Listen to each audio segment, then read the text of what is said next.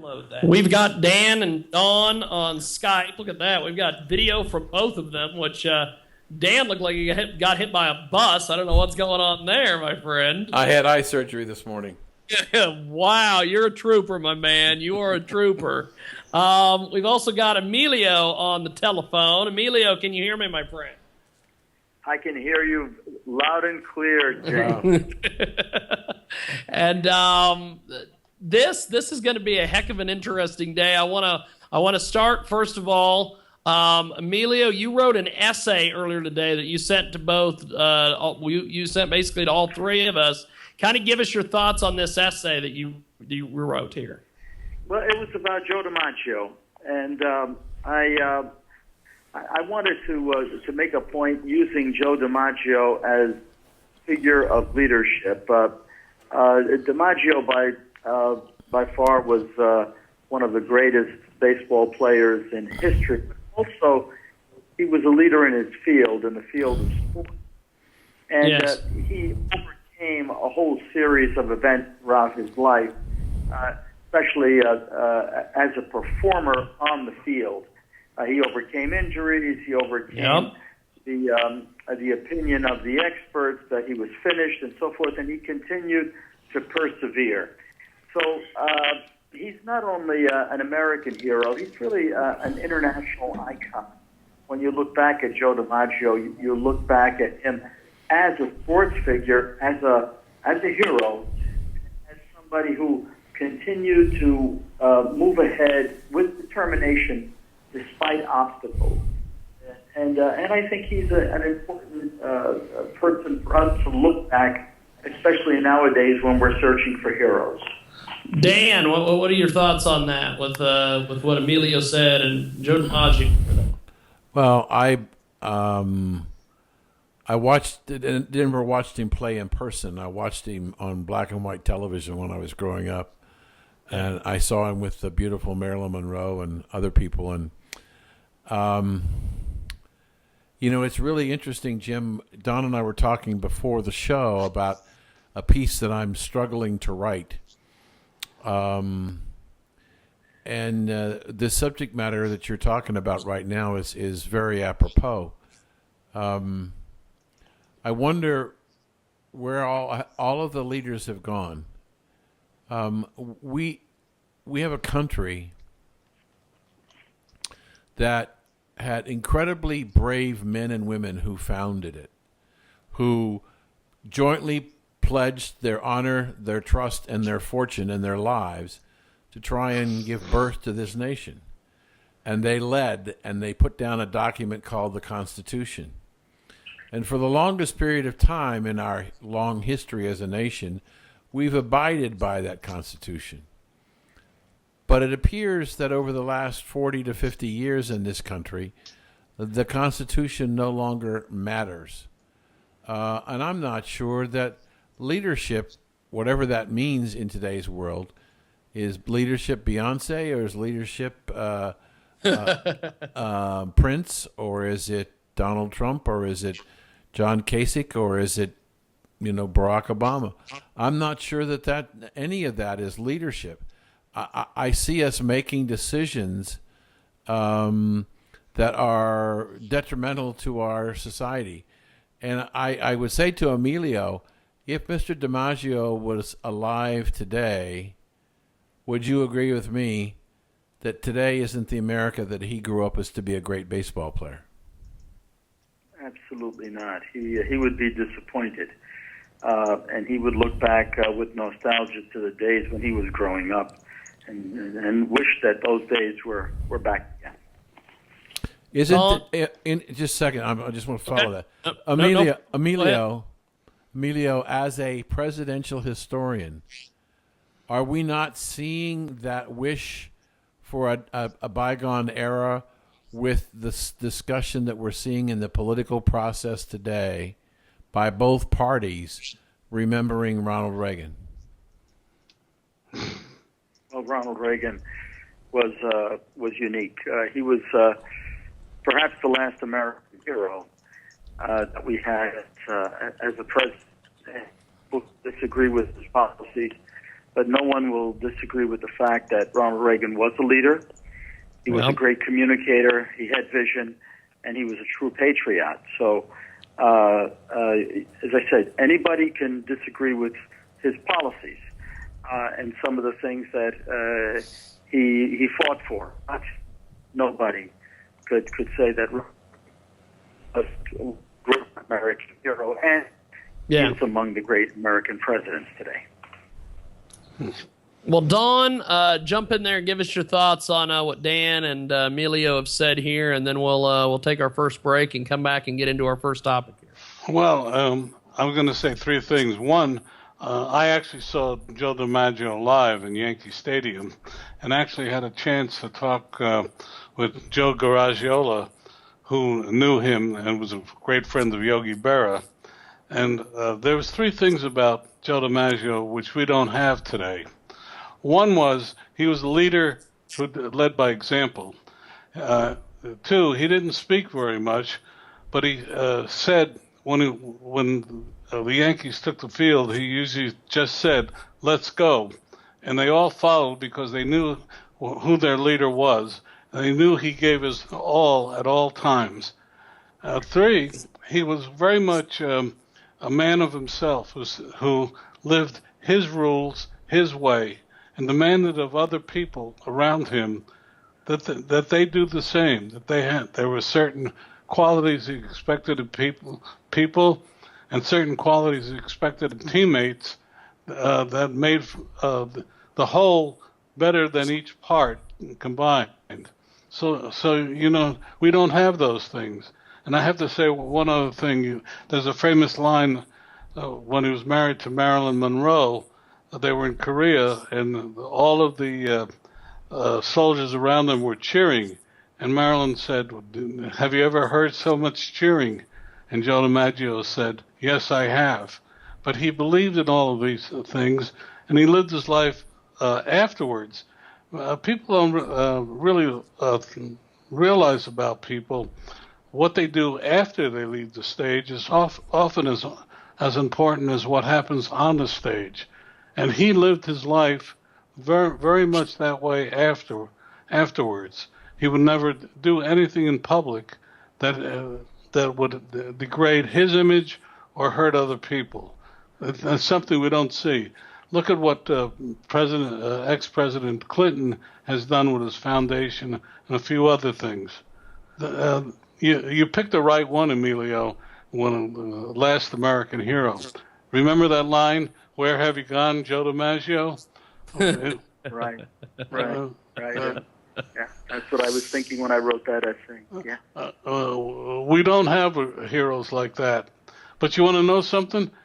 We said that about people many times in our history, and then we have people like Ronald Reagan who appear afterwards. And my confidence is that a new American hero will appear and hopefully lead us out of this morass that we're in now. Well, we're going to do this.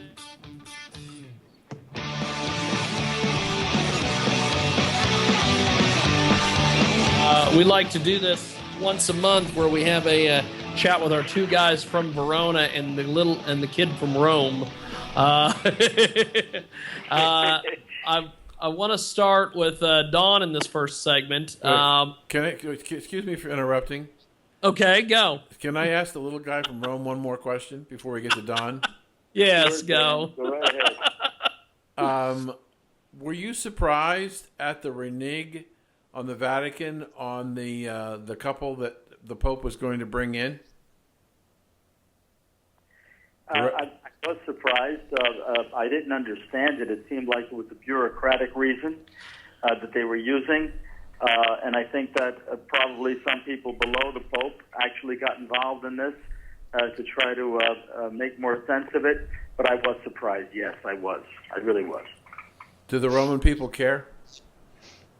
No, it didn't even make the Italian headlines here. Okay. All right. Go ahead, Don. Okay, Don, start us off here, my friend, with our first topic. Oh, my topic is the DEA today, last week, finally started the first test with veterans with post-traumatic stress disorder using medical marijuana as a way of alleviating it. They've been doing it illegally for years, I'm sure. Yes. But finally, they're going to start a test.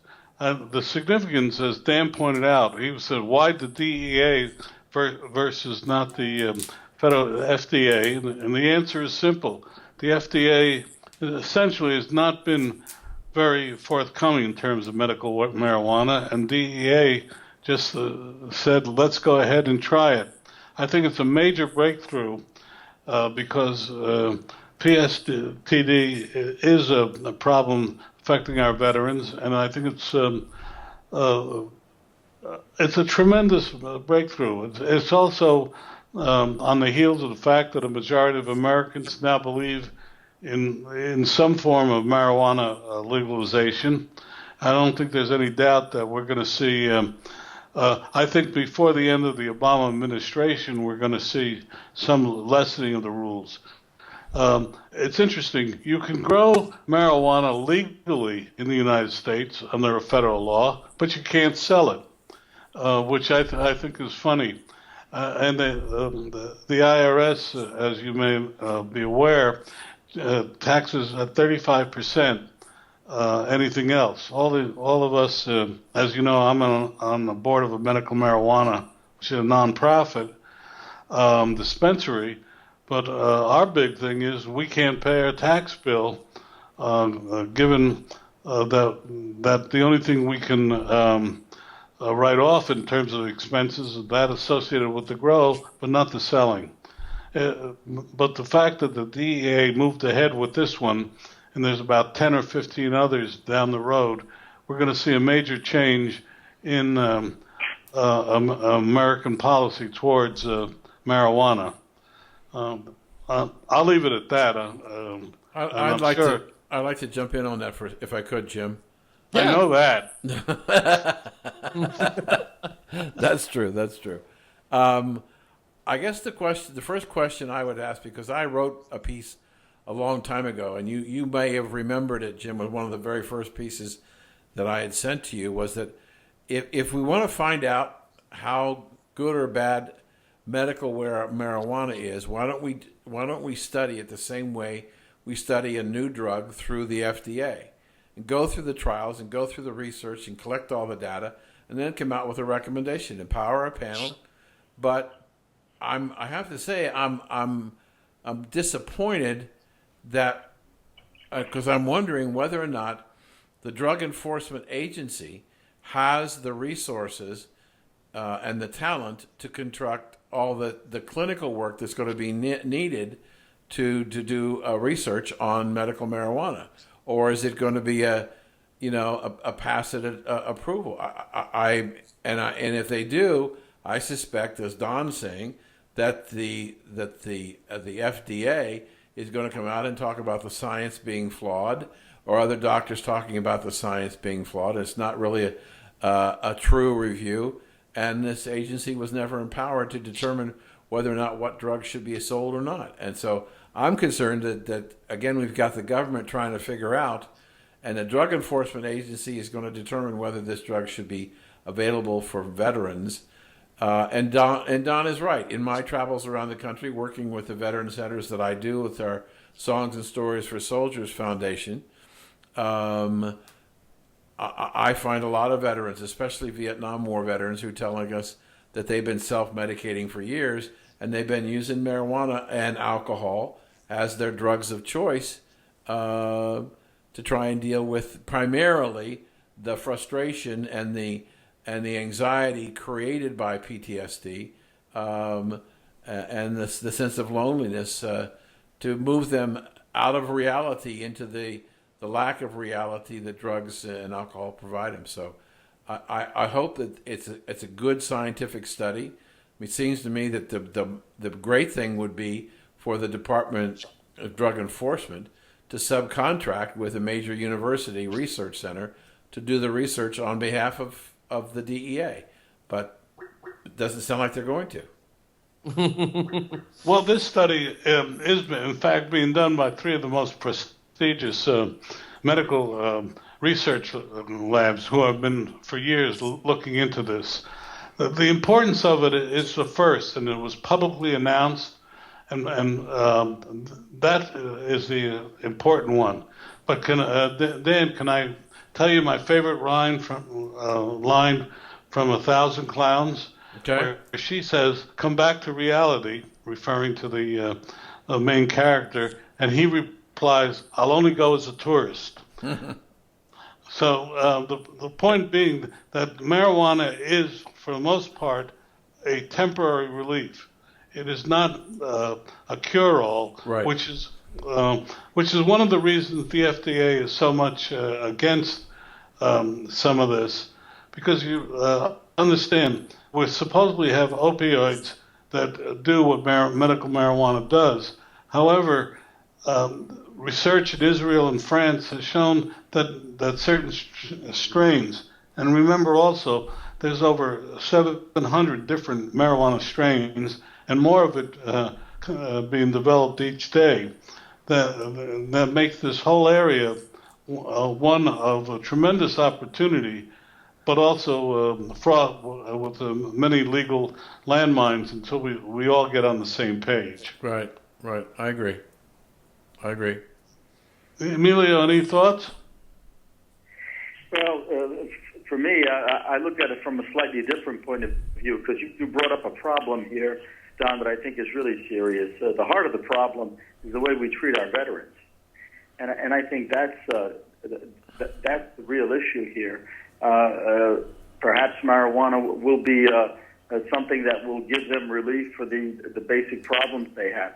But the real issue, in my view, is that we don't do enough for veterans. Some people feel that perhaps we're doing too much.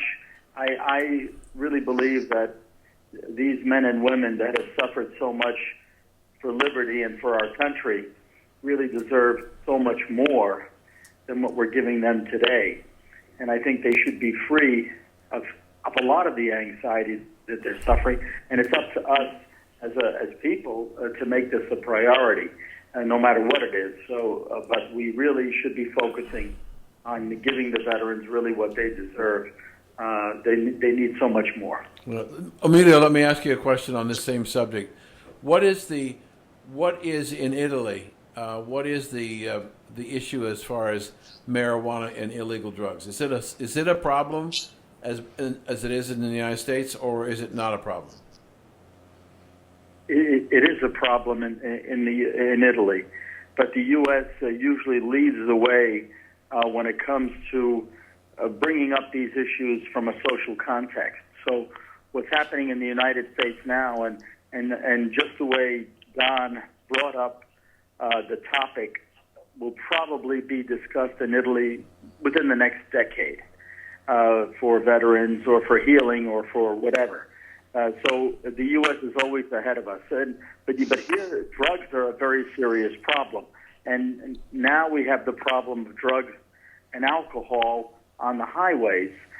Italy just passed, just this last year, statutes saying that it's a criminal offense to be under the influence of anything, substance abuse or whatever, and to be driving a vehicle.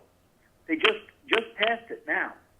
So it gives you an understanding of how far back these societies are, especially Italian societies, dealing with 21st century problems that we've been dealing with in the United States for decades. Yeah. Jim? Yes. Let me ask you a question. Okay, what do we got for you? Or what do you got for me? Many of the states, if not all of the states in the United States, sued the tobacco companies because they said that cigarettes were carcinogenic and people were dying of lung cancer. Yes. And so there was this great suit, this great billions and billions of dollars settlement after they believed they showed people that smoking tobacco ingested tar and nicotine into the system, more so tar than nicotine, and it was the ingestion of tar that caused the cancer. Yes. And so the states went to court, they sued Big Tobacco, they won billions and billions and billions of dollars. That's the premise, okay, Jim? Yes. Today, if I go into Colorado and I buy marijuana in a reefer to smoke it, the tar level in that is greater than 2 times the tar level in cigarettes. Now, if we start putting young people on marijuana, I'm not talking medical, I'm just talking about casual or informal use. Yeah. We're going to create another generation of people who are going to have lung cancer and other diseases, sanctioned by the government and taxing it. Isn't that a conflict of interest, Jim? Yes, I think it is, but at the same time, I think what's going on is that no one's seeing steps down the road. They immediately go, oh, pot works, we can tax it, let's go for it, we got to fix our problems. Well, Go ahead, Don, jump in. Can I get you off the... there's no doubt that within... the key to medical marijuana is not smoking it, but rather extracting the key ingredients from it. When you smoke medical marijuana, you're only using 10 to 15% of its efficiency.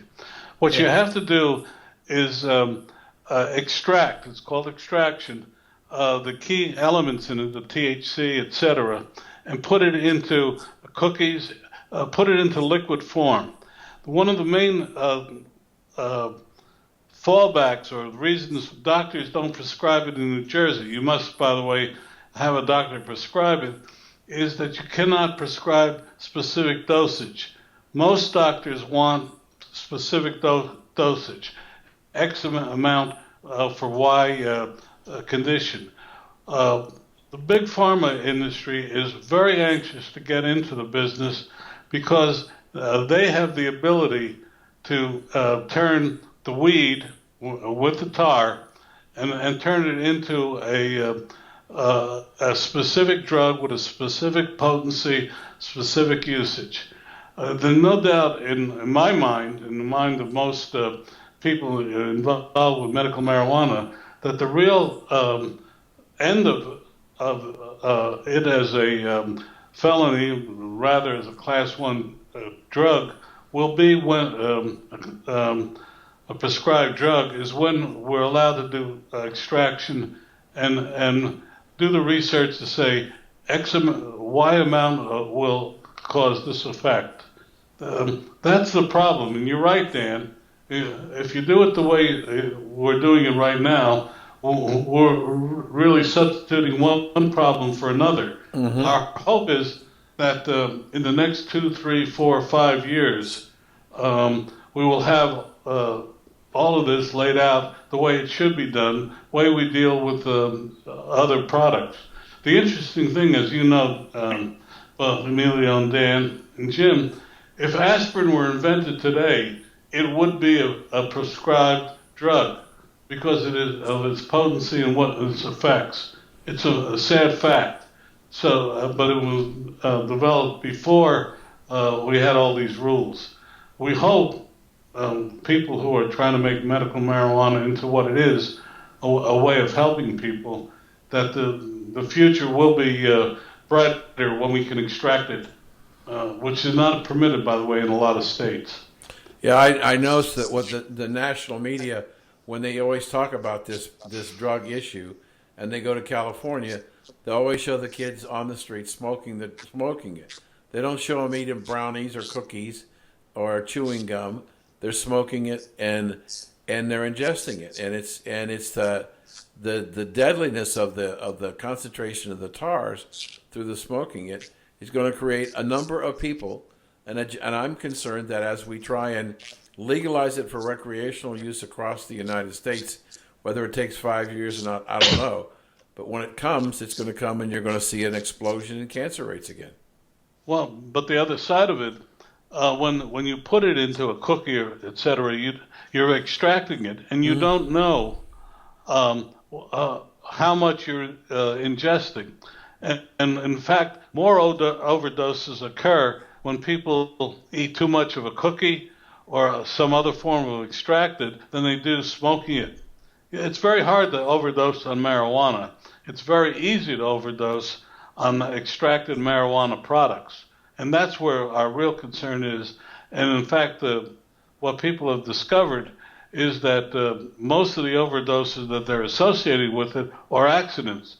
Don't forget, marijuana use in Colorado has skyrocketed the accident statistics in that state. Right.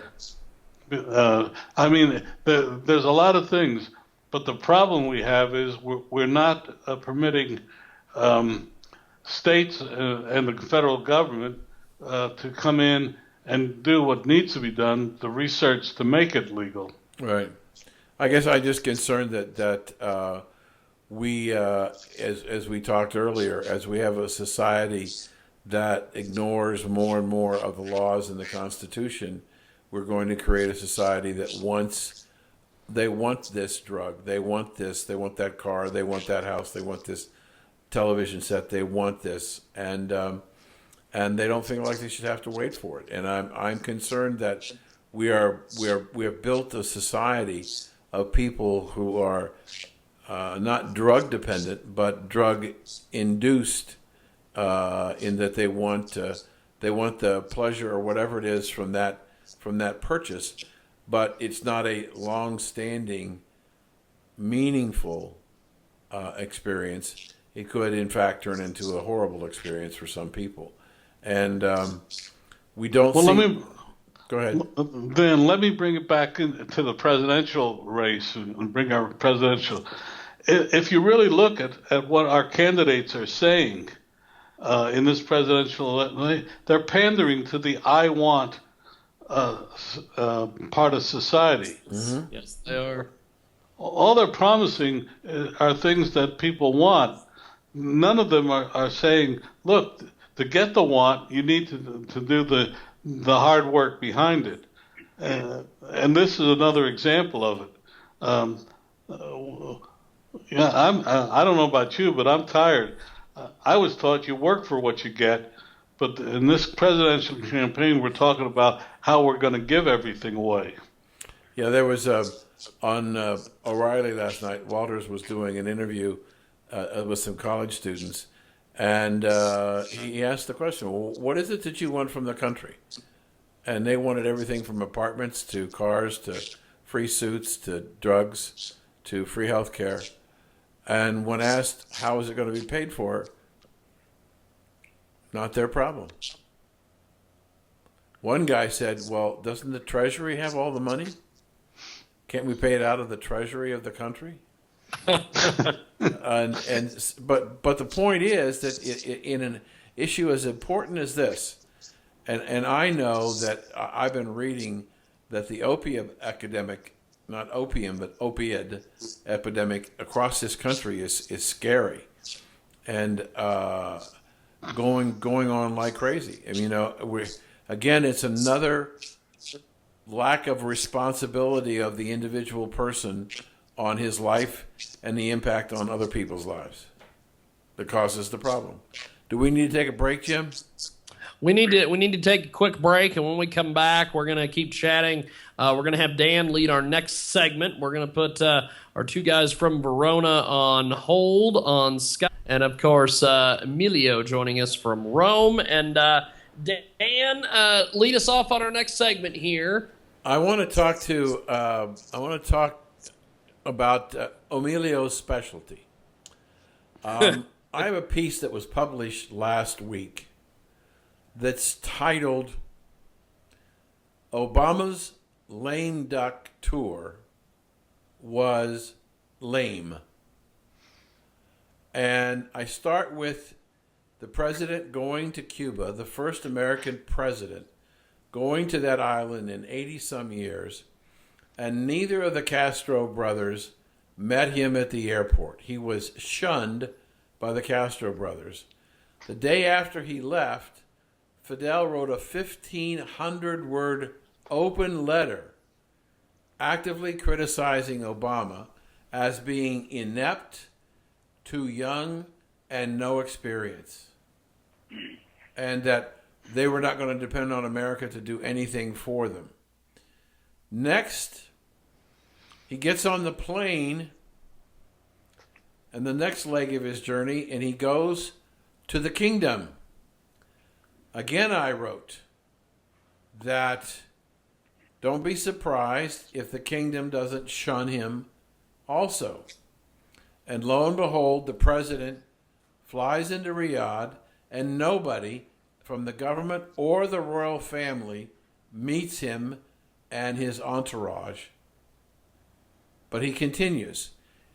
He goes and he tries to convince the Saudi prince, the Saudi king, and the Saudi princes that he is correct and that they are wrong, that having a strong Iran as a nuclear power will add stability to the Middle East. They're not buying it.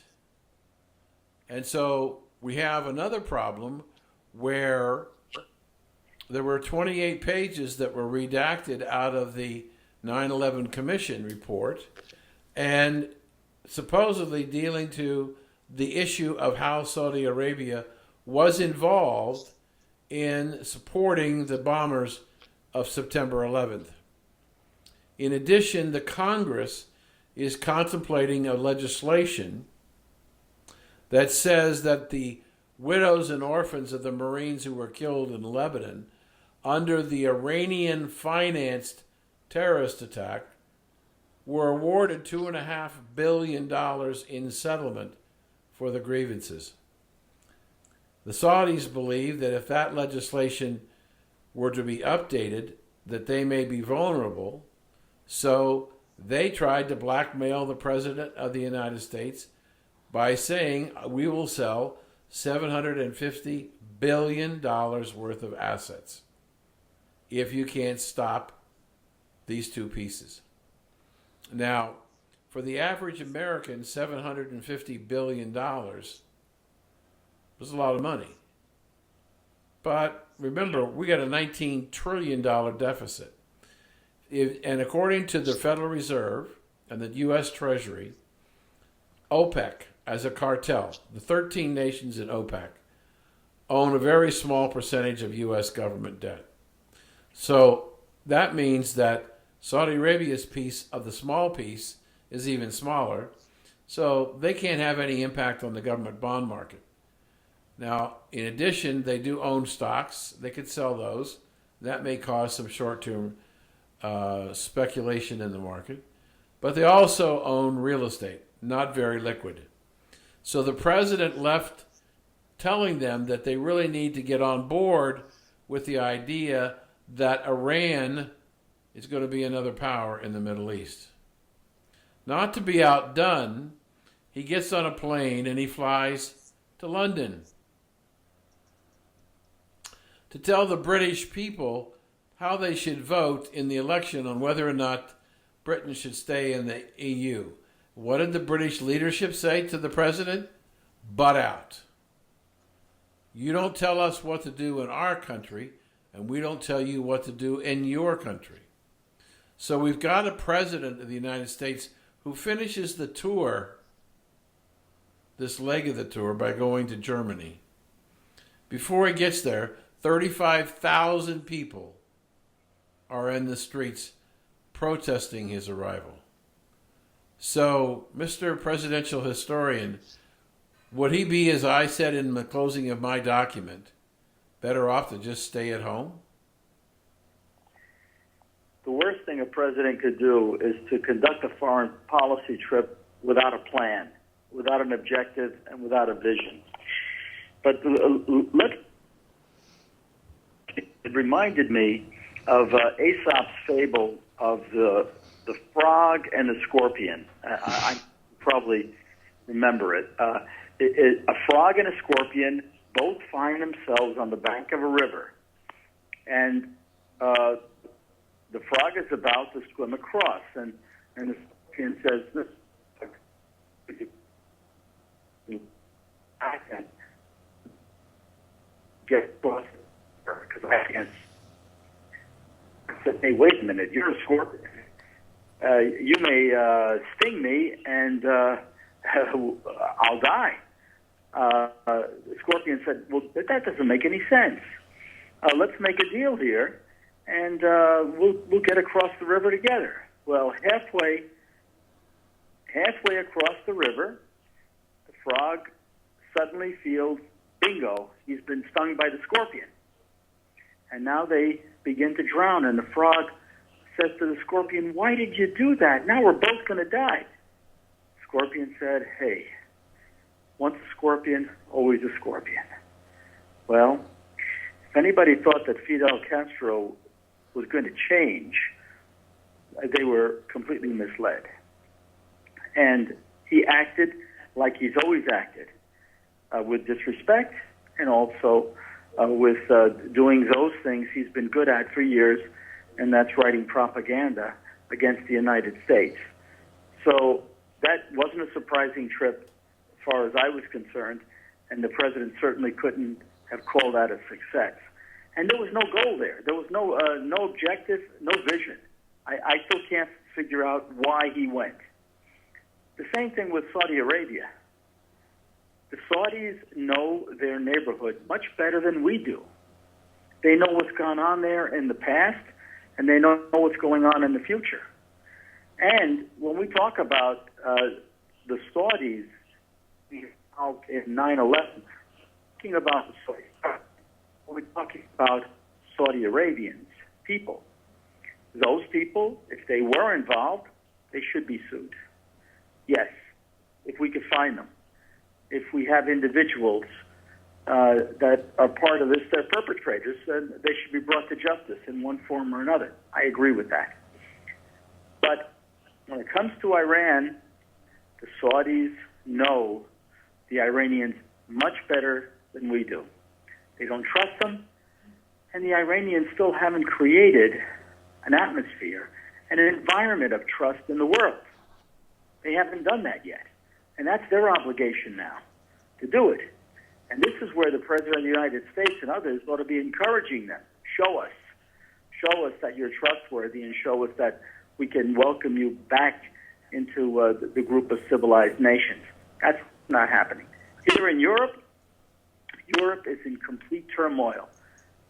The lack of leadership, Dan, as you were talking about, it must be in the water. I don't know what it is, but there's a tremendous lack of leadership in Europe across the board. They can't deal with the migrant issue. They can't deal with their economic issues.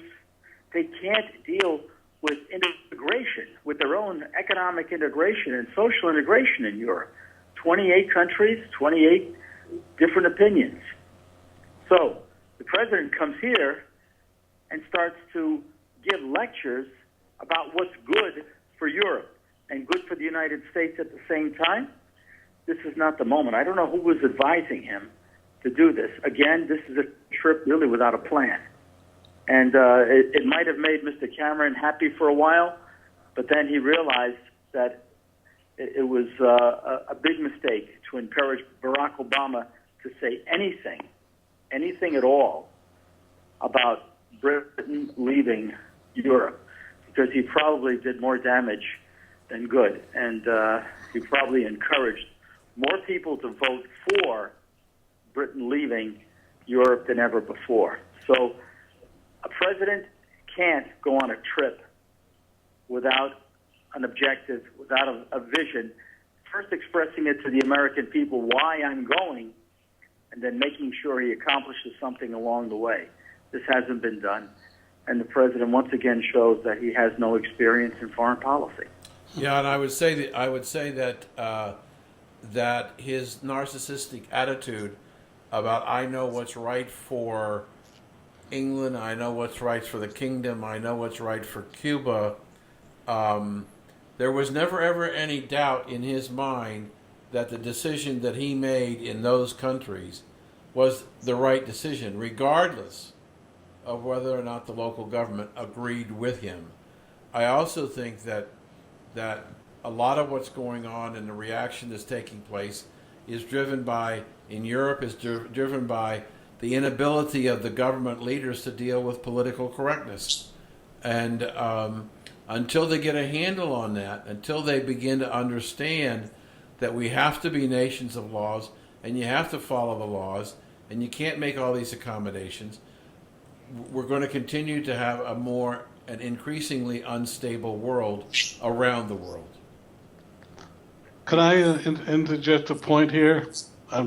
Show a contrast. Sure you can.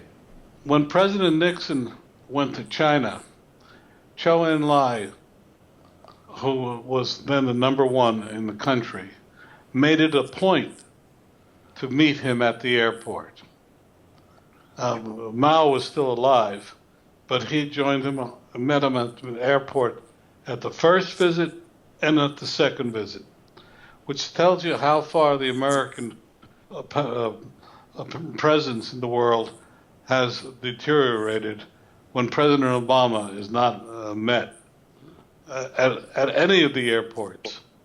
Tells you that alone. And by the way, that was brought up to me by a high school journalism student who I'm working with on another project, who had seen the video and asked me that question because, as you know, I went with Nixon the second time, and it tells you a little bit about how the world sees us today. Well, you know, I know we don't have much time, but following what you're saying there, Don, it really is amazing how much the image, for lack of a better word, the prestige of the president in the United States has diminished so rapidly under the president with the world leaders. You know, there was an article which I quoted in my piece that in October of 2015, some number of the committee members who decided to give Obama the Nobel Peace Prize shortly after he took office have now regretted that decision and have openly said it was a mistake. He did not prove himself to be worthy. And I think that part of this world tour that he's going on at the end of his term is part of his way to try and justify the fact that he got the Nobel Prize, but he didn't earn it. Well, my sources tell me that he believes that the tour was a success. He truly believes that his tour was a success and is making sure that when he writes his report on his years in the White House, that will be one of the highlights, if you can believe it or not. I could not believe that when I heard that. Now, Mr. Historian, he's going to make another trip. He's going to go to the Far East. And there is talk that he's going to go to Hiroshima. Do you believe he's going to apologize to the Japanese people for America's dropping the bomb? I would imagine he would, because he probably hasn't read the book, 2016, Selecting the President, where I discuss why Harry Truman made that decision. And I think if the president really dwells on it, if he goes there, he should discuss it and discuss why that decision was made, and we hope that we won't have to make decisions like that in the future. But you know, we're talking about dropping the standards for what the United States is doing abroad, with examples like this of a presidential trip, again, that has no plans, and the goals that are being sought are very, very low. Imagine this, and Don brought this up as a very interesting point. Do you think that Richard Nixon would have gone to China at all if he knew that somebody else besides Zhou Enlai would meet him at the airport? Of course not. He wouldn't do it. He wouldn't do it because he knew how important the trip was. So, if President Obama actually knew that he would not be met at the airport in Cuba or anywhere else by somebody his equivalent, well, why would he go there? And this is the role of the Foreign Service. When I was in the Foreign Service, we were able to tell the president in advance, look, you're coming, this is what's going to happen. This is how they're going to treat you. So the president knows all these things in advance. There are no surprises. The same thing with coming to Europe. The Foreign Service, we would be able to tell him, if you say this, this, and this is going to be the reaction in the press and the government circles and with the public. We could predict it. So the president knew all these things in advance. Well, it just shows to me that his standards for these kinds of trips are very, very low. And when he goes to Asia, it's going to be worse than it is right now. Do you think, Emilio, the president thinks he's the smartest man in the room, the smartest person in the room, in every room he's in? right? How can you expect him to listen to what other people say? He hasn't done it in his administration, except when he gets in trouble. No, that's my own comment. President Obama is a very smart guy. He's a very smart man. But his real problem is that he's come into a job where he doesn't have 360 degrees of the experience that he needs. And even everything there, especially on the foreign policy side.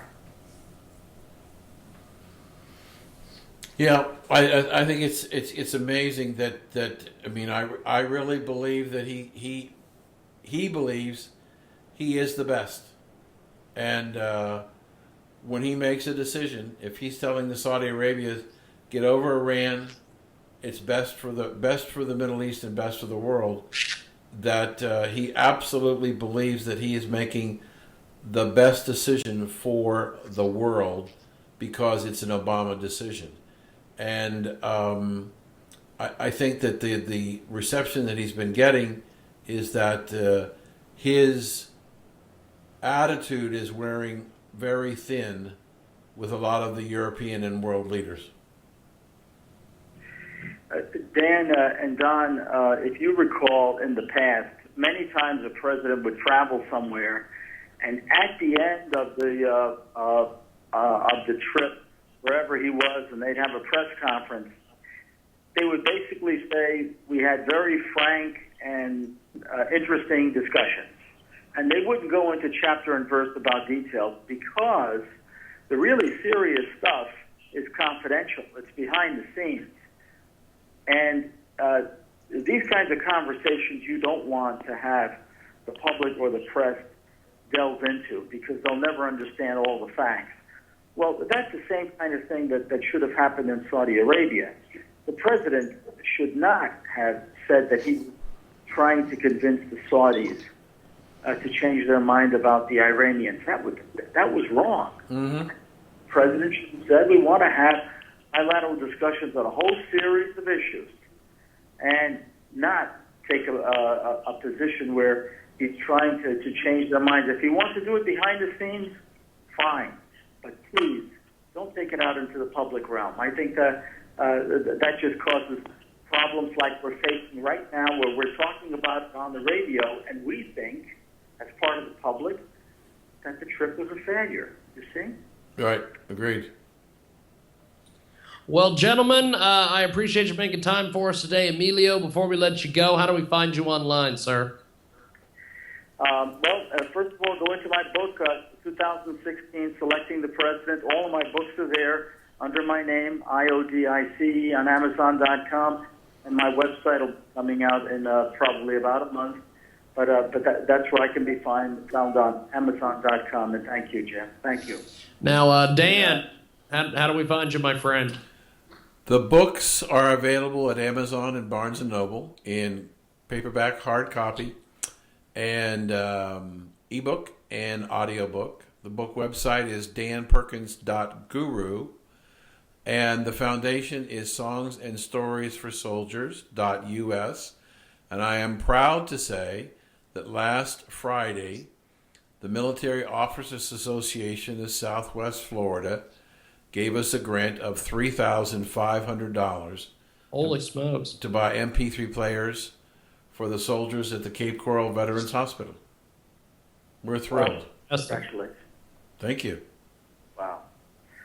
Don and Dan, thank you very much. You guys are great. Thanks a lot. Well, Don, before we let you go, how do we find you and get in touch with you, my friend? Well, we're on at 8 o'clock. Two guys from Verona, W4CY.com, radio.com. You can find me at Don. I'm on there with Dan. We get a chance to do a little bit more than we do here, but not much more. Thanks for the opportunity. DonMazzella.com, DonMazzella. Really enjoy the program. You gave us our start, and we'll be back hopefully next week. Yes, looking forward to it. And Emilio, have yourself a wonderful, wonderful day. We'll talk soon, my friend. Jim? Take care, everyone. Thank you. Thank you. Regards from Rome. Thank you, Emilio. Dan, before we let you go, tomorrow is the fourth is the fourth Wednesday of the month, and I wondered if you were going to be available for IQ tomorrow. I will. Can I show you something real quick? Yes. Well, what do you got for us? Watch your camera.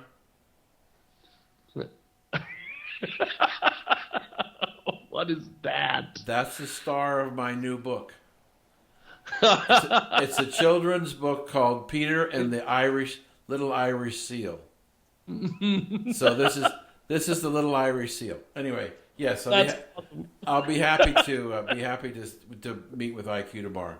Okay, we will talk to you on Skype tomorrow, my friend, and yes, sir. Don, we'll talk to you next week, my friend. Have yourself a wonderful week, Don. You too. Thank you.